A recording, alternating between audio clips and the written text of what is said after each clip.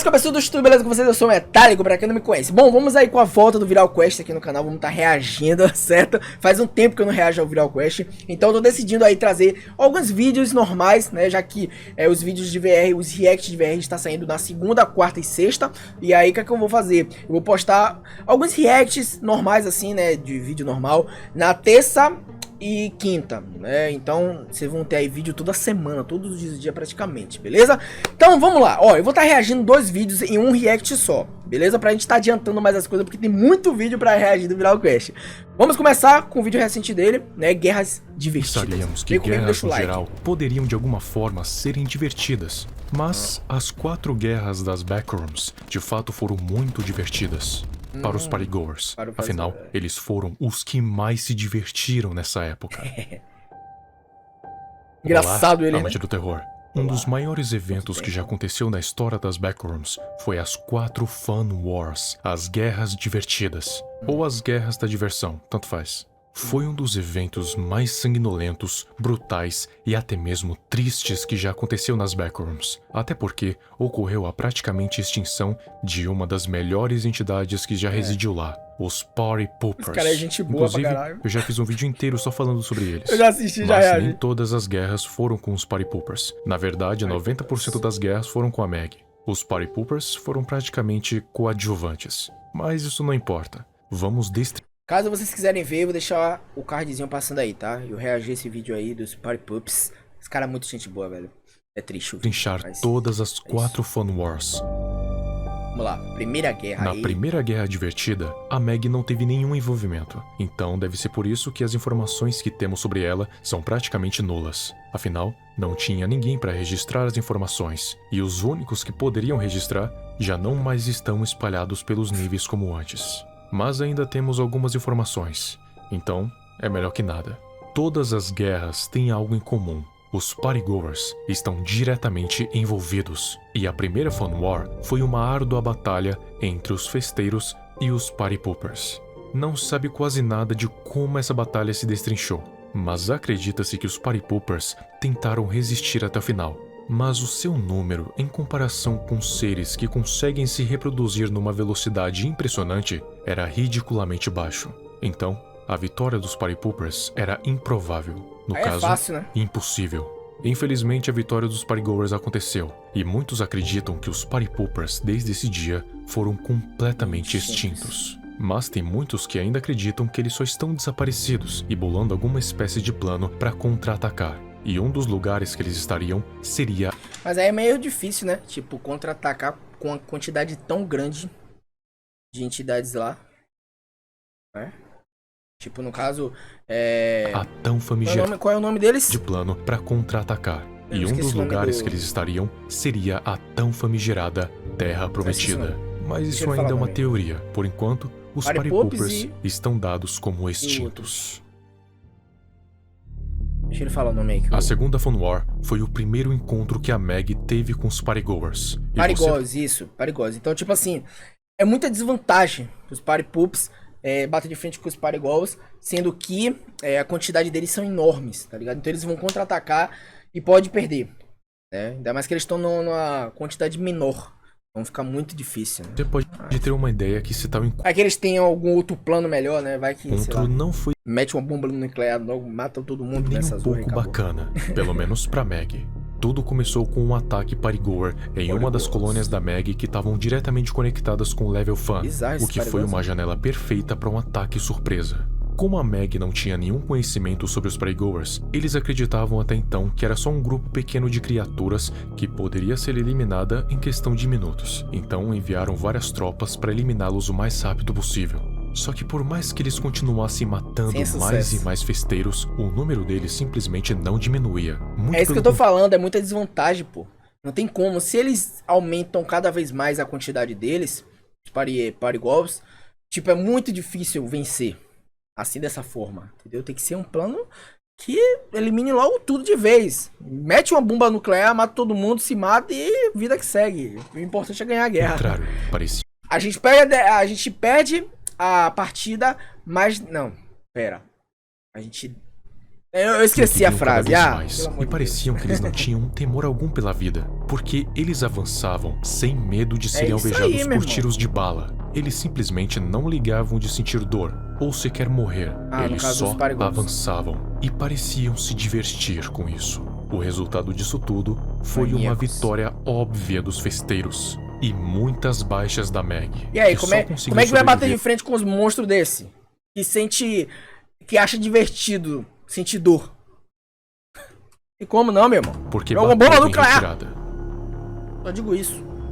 Já na terceira Fan War, a Meg tinha um conhecimento mais amplo sobre os festeiros, sobre como eles se comportavam, como se reproduziam, como era a sua anatomia, seus pensamentos e as suas fraquezas, assim bolando planos melhor pensados para lidar com eles. Essa terceira guerra foi marcada por combates esporádicos entre a Meg e os Partygoers, alguns com mais vitórias da Meg, outros com mais vitórias dos Partygoers. Depende do ambiente e de quem estava com a vantagem.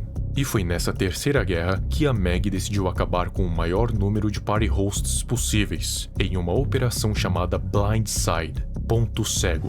A operação Blindside consistiu na Meg enviar um grande número de eliminadores para as localidades dos anfitriões do Level Fun.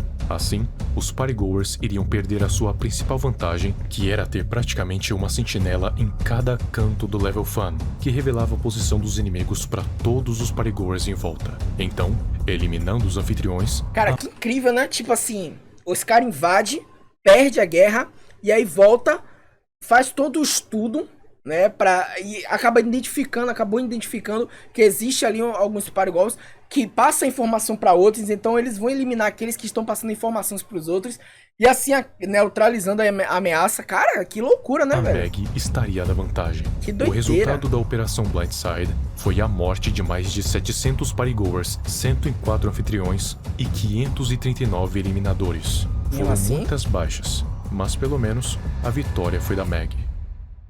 Boa. A quarta e última isso. Fan War aconteceu no pior lugar possível, o The Hub. Porque o The Hub é considerado um lugar seguro. E sendo considerado um lugar seguro, tem muitos cidadãos. Tendo muitos cidadãos, o massacre seria inevitável. De alguma forma, os partygoers conseguiram fazer um vínculo temporário entre o Level Fun e o The Hub. Assim, abrindo uma ponte para que eles invadissem o local em larga escala, visando acabar de vez com a maior colônia da Meg. Vixe, O imagina, hein? resultado foi mais de 5.000 partygoers invadindo um local com 550 guardas e 320 eliminadores, Ixi, já fora era. os milhares de cidadãos que tinham lá dentro. Assim que era. os partygoers invadiram, a Meg conseguiu evacuar a maioria dos cidadãos, mas não deu tempo para perda. evacuar todos, então muitas mortes foram inevitáveis. O Barril. resultado dessa tragédia foi a morte de mais de 1.000 partygoers, 400 guardas, Se vingaram, né? 280 eliminadores e 800 cidadãos. Putz, grila. Não, calma lá. Tipo assim, a Meg entrou, invadiu lá, derrotou vários partygoers. Os caras voltou e fez um estrago a mais. 400 Olha lá. guardas, 280 Peraí. foi a morte de mais de 1.000 partygoers, 1.000 partygoers. 400 guardas, 280 eliminadores e 800 cidadãos. Putz, pensa aí, mano. É muito maior que a quantidade que eles conseguiram, tá ligado? Aqui, ó. Olha só. Olha a quantidade que eles conseguiram. Eles conseguiram lá, ó. O resultado é 700 partygoers. Beleza? 700 partygoers. 104 anfitriões. Anfitriões. E agora vamos. O resultado.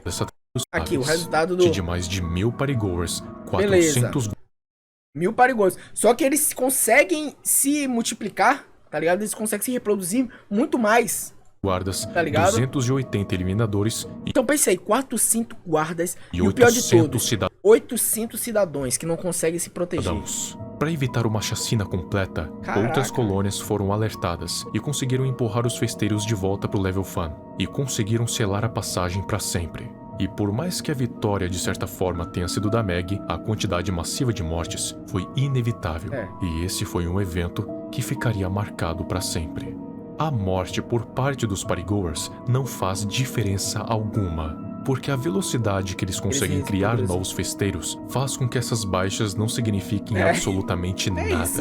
já que para eles a morte faz parte da Pensa aí, eles conseguiram matar 1000 Parigolds. E os Parigolds conseguiram matar vários guardas e vários cidadãos. Tipo, os Parigolds conseguem se reproduzir muito mais rápido. Então, tipo, a quantidade vai ser exatamente como o Viral Quest falou. Isso aí não valeu nada praticamente. E essas guerras foram muito divertidas. E tá muito longe de acabar, certeza. Muito longe de acabar. Se não meter uma bomba nuclear, meu irmão, pra matar logo a fonte, vai continuar. Bom, agora a gente vai estar reagindo ao bicho papão, o vídeo do Viral Quest. Então, vamos lá, deixa o seu like. Rapaziada, deixa o seu like. Deixa o seu like aí. Vocês estão gostando dessa dinâmica aí de dois vídeos em um react? Se vocês acharem legal, eu posso estar trazendo mais. Se vocês preferem um só, vocês me avisam, beleza? Mas eu tô querendo aí adiantar logo. Tem muito vídeo do Viral Quest pra gente assistir, cara. Muito vídeo. Passei muito tempo sem assistir. Então tem muito vídeo pra gente estar assistindo, beleza? Ou então se vocês quiserem 3 vídeos em um react, vocês que comentam aqui embaixo. Comenta aqui muito que eu quero saber. Beleza? Então vamos lá. Já ouviu falar no tal do bicho papão? Eita. Né? Tenho certeza que você já viu esse nome pelo menos uma vez na sua vida. Criança. E tem uma imagem clara sobre a sua Cuidado que o bicho papão vai te pegar se você não se comporta. Já ouvi muito. E se eu te dissesse que a Fundação já capturou um monstro que tem praticamente todas as características que um bicho papão teria? Pois é, isso aconteceu. Não. E essa criatura se chama SCP-015 IT. Deu ruim. Deu muito ruim. Olá, amante do terror. SCP-015 IT não é literalmente o bicho papão. Ele é uma criatura humanoide que, se você visse na sua frente, você provavelmente iria pensar que de fato é o tal. Até porque ele tem todas as características que a tal criatura teria. Mas o SCP tá mais pra uma versão ainda mais demoníaca. Ou menos, dependendo da versão que a gente tá falando. Até porque, dependendo da versão, o bicho papão pode simplesmente te matar sem mais nem menos. Já em outras, ele pode te torturar, tanto fisicamente quanto psicologicamente. E pro azar de todos... Eu prefiro ter uma morte rápida. Agora, ser torturado... O bicho papão da Fundação é uma das versões mais macabras possíveis. A criatura, como eu disse antes, é humanoide. Compartilha certas semelhanças com os humanos. E a semelhança que menos queríamos que ele tivesse, ele tem. Que é a inteligência. A capacidade de raciocínio lógico semelhante aos seres humanos. Eu falo sobre isso mais pra frente. Ele é relativamente alto, tendo 1,90 de altura. Cara, isso me lembrou muito... Sabe o anime Boku no Hero? Se você assistiu o anime até essa última temporada, provavelmente, nossa, eu não vou dar spoiler, mas tipo assim, Numus, acho que é o nome dos monstros, Numus que tem um cérebro na cabeça. No começo da temporada, eles eram lerdo, né, tipo assim, não tinha muita inteligência. Agora os Numus, ele tem muita inteligência, e isso é muito perigoso, né, tipo assim, no anime mostra, né, que eles têm uma inteligência, eles analisam as estratégias dos heróis, no caso, e aí, pense aí, um bicho papão que tem inteligência... A merda que isso iria dar. Não é uma altura tão inacreditável quanto as outras criaturas, dá pra imaginar, tipo né? SCP-096. Tem seres humanos, inclusive, que são mais altos que ele. Mas digamos que a altura é o que menos importa quanto a essa criatura.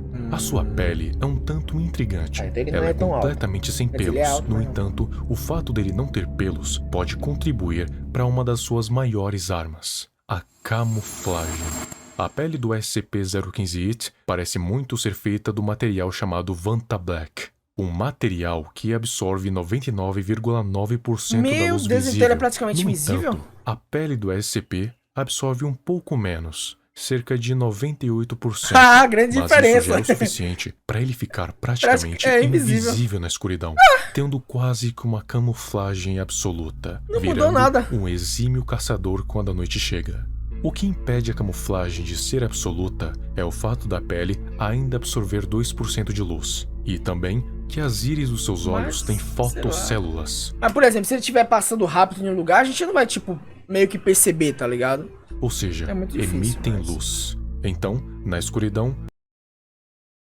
Meu Deus, lançaram o hino do Bahia aqui, tá, pessoal? Se vocês estiverem escutando aí, desculpa. Você veria 2 pontos levemente brilhantes apontados pra você. Enfim... A sua boca conta com mais de uma mandíbula. Ah, então beleza. Tipo assim, ele é praticamente invisível, só que os olhos dele entregam a ele, né?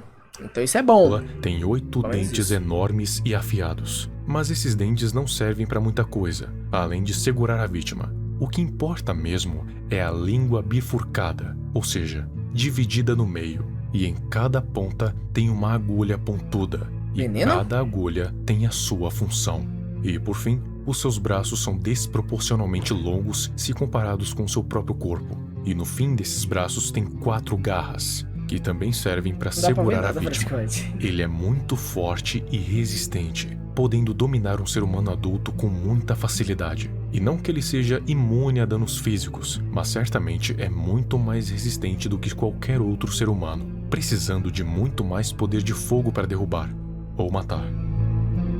Mas, Lança uma bomba nuclear. Não, tô deixando zoando. a aparência dele um pouco de lado, Ah, que vamos bizarro isso agora aí, para o velho. seu método de caça e do que ele se alimenta. De Por humanos? incrível que pareça, o bicho-papão não se alimenta de carne, nem de sangue, nem de qualquer outro tipo de coisa palpável. Ué? Ele se alimenta de adrenalina e noradrenalina que os mamíferos soltam, em especial os seres humanos. Isso significa que ele literalmente se alimenta de medo. Então a carne não faz a menor diferença. Ah, mas o que peraí. importa mesmo é o sangue que contém os hormônios. Ele é uma criatura predominantemente noturna, já que a sua taxa de sucesso é vastamente De noite. maior durante a noite, já que ele pode se camuflar com muito mais facilidade do que em um dia claro. Ele vigia seus ovos por um tempo até achar a oportunidade perfeita para agir. E essa oportunidade é quando o alvo estiver mais distraído. Se estiver sozinho, melhor ainda, pois não vai ter alarde. Assim que ele encontra a janela perfeita, ele avança em cima da vítima e usa sua boca enorme para dar uma enorme mordida na lateral do corpo da pessoa, logo Isso abaixo é das um- costelas. Os Medo. dentes não vão servir para rasgar a pele, mas vão servir de âncora para que a vítima não fuja. E as garras também vão fazer esse papel. E a menos que você seja muito mais forte fisicamente que ele, e acredite, você não é, você não vai fugir. O que mais importa é a língua com as agulhas, que vai perfurar a carne da pessoa e ir em direção às glândulas adrenais. E uma vez lá dentro, cada agulha vai fazer um papel diferente. A primeira agulha vai ser responsável por aspirar o sangue da vítima, contendo a adrenalina e a noradrenalina. Assim, o sangue vai passar para o corpo do SCP, que vai absorver os hormônios do medo. Caraca, Assim que estiver bizarro. alimentado, a segunda agulha vai expelir o sangue de volta para o corpo da vítima, com uma pequena adição de um sedativo leve. E isso acontece em questão de segundos. Assim a vítima fica paralisada e o SCP não precisa gastar muita energia, podendo ficar em repouso depois da refeição. Foi observado que ele também pode causar Bizarro, cara. distúrbios psicológicos na vítima, tipo alucinações auditivas e visuais, ataques de pânico e, em indivíduos que são mais sensíveis, um dano semissevero ao sistema cardiovascular, assim aumentando ainda mais a sua taxa de sucesso na hora de absorver o medo. Bizarro, mano. A fundação descobriu o bicho-papão em uma região não revelada na província de Caserta, na Itália. A polícia local já estava recebendo muitos relatos sobre ataques de vampiro. E aqui todo mundo já sabe quem esse vampiro é, né? De início parecia um caso sem importância, até que o Sítio Vitória decidiu mandar a FTMIV para averiguar a situação. E se tivesse qualquer anomalia do tipo, deveriam colocar em custódia. E no fim, encontraram a criatura. Só que eles não esperavam que ela fosse tão rápida e que se camuflasse tão bem na escuridão, o que resultou nela conseguindo fugir facilmente dos soldados. Um tempo depois, mais precisamente 22 de maio de 2012, eles conseguiram conter a criatura, mas a agressividade inesperada da criatura resultou na morte de alguns soldados e outros feridos. E acredito que a população tenha isso ocorrido só como uma lenda urbana, que vai ser passada de geração em geração como a lenda do bicho-papão. Um agente que estava infiltrado no local contatou a CCSJ, Confraria dos Cavaleiros de São Jorge, que é outro grupo de interesse da Fundação, que lida com anomalias angelicais ou demoníacas, focado em proteger a Igreja Católica e ao mundo em geral. Eles tinham capturado o SCP-015-IT 2 meses antes da fundação, tanto é que ele tinha uma numeração chamada Dia 212. Só que ele acabou fugindo para essa região e ficou assolando ela por um bom tempo, até a Fundação intervir. Depois de ter essas informações da CCSJ, o agente resgatou mais alguns documentos do tempo que o SCP-015-IT era da confraria. Eis os documentos. Tipo do demônio. Demônio de sombra. Nível de ameaça. Intermediário baixo. Poderes conhecidos. Dia 212 é altamente instável em nosso mundo. Alimenta-se do medo de suas vítimas através do consumo do seu sangue, apesar de não requerê-las para sobreviver. Isto permite-o a manter-se em uma forma física que adapta-se aos limites impostos pela realidade mortal. Também possui força física notável e inteligência comparável a outro ser humano. A criatura usa essas características para caçar e escapar de seus inimigos. Outra propriedade importante é a sua resistência a armas abençoadas, na qual apenas consegue infligir dano inferior ao seu potencial máximo. Nota do Padre Hilard, 14/4/2011. Eu estou incrivelmente fascinado pela criatura que nós capturamos. Apesar de à primeira vista ser repugnante além de qualquer limite, estou começando a acreditar que a sua alma é gentil. Eu percebi que seus gritos são similares a um grito de dor, e que ele diminui quando eu me comunico com um tal calmamente. Eu acho que a criatura foi originalmente uma alma humana, antes do inimigo transformá-lo no monstro que é agora. Eu devo encontrar uma maneira de me comunicar com tal. É meu dever trazer de volta ao Senhor toda a alma perdida. Nota do Padre Hilard, 24/6/2011. Posso afirmar com certeza que dia 212 não é completamente mau. Mostrou grande curiosidade em relação a tudo que foi mostrado para a criatura, e não nutriu ódio ou medo por objetos sagrados. Inicialmente tal estava muito desconfiado e sempre recuou quando eu me aproximava. Mas não só como nunca me atacou, como afeiçoou-se a mim e aos meus discípulos. Entretanto, me dói admitir que ainda continua com medo em relação a todos aqueles que vestem o uniforme da nossa ordem sagrada. Talvez por conta das feridas que sofreu durante a captura. Eu devo recomendar a todos se vestirem de roupas diferentes para não deixá-lo nervoso, e tentar uma aproximação mais gentil com a criatura. Isso deu ruim, né? Ilustríssima Eminência, desculpe-me por informar-te sobre um acidente sério que ocorreu durante a noite entre o dia 15 e 16 desse mês. Por volta das 21 horas, um grupo de soldados pertencendo a um grupo terrorista conhecido como Conselho Fascista do Oculto atacou nossa estrutura, causando a morte de 12 confrades. Durante a confusão, dia 212, o demônio que nós contemos, fugiu, assustado pelo caos criado pelo atentado. Eu, por conseguinte, solicito humildemente Vossa Eminência por recursos para reconstruir a nossa estrutura e por homens para recapturar a criatura fugitiva. Eu aguardo a sua resposta, confidente de sua intervenção. Padre Domênico Hilard. Ou então, por causa do ataque terrorista, o bicho fugiu. Isso. Isso aí a gente já assistiu. É isso, né? Tipo, a gente...